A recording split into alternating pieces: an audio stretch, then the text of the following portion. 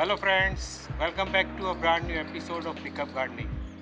In this video, I am going to show you how to grow healthy marigold genda with lots of flowers. Number one tip is the soil must be fertile. To make the soil fertile, mix cow dung compost, hand drops, goat drops and vermicompost in it.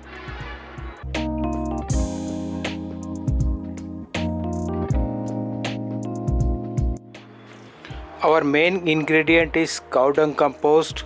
It must be fully matured rotten.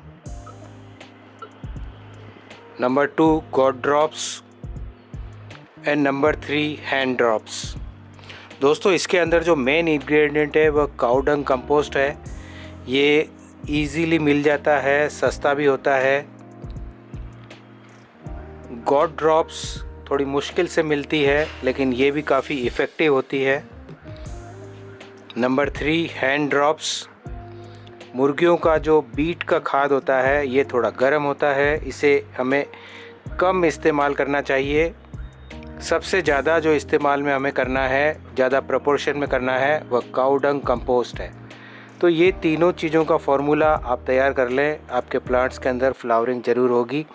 इसे mix करके soil के अंदर डाल दें। Soil को अच्छे से आप प्लफ कर लें, उसकी निराई गुड़ाई कर लें। एक दिन उसे सूखने दें, उसके बाद प्लांट को ग्रो करें।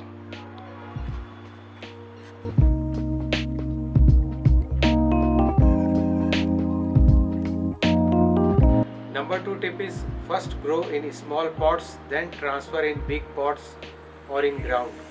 They will grow healthy.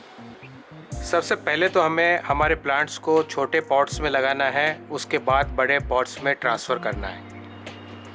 इससे प्लांट हेल्दी हो जाते हैं और उनका रूट सिस्टम अच्छे से डेवलप हो जाता है।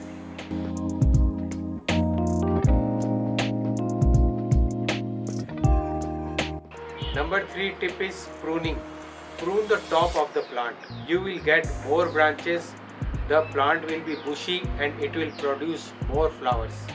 दोस्तों जब हम पिंचिंग करते हैं तो बहुत सारी ब्रांचेस हमें मिलती है और सभी ब्रांचेस पे फ्लावरिंग होती है, तो इससे फ्लावर्स ज़्यादा प्रोड्यूस होते हैं। तो ये ट्रिक आपको ज़रूर इस्तेमाल करनी चाहिए।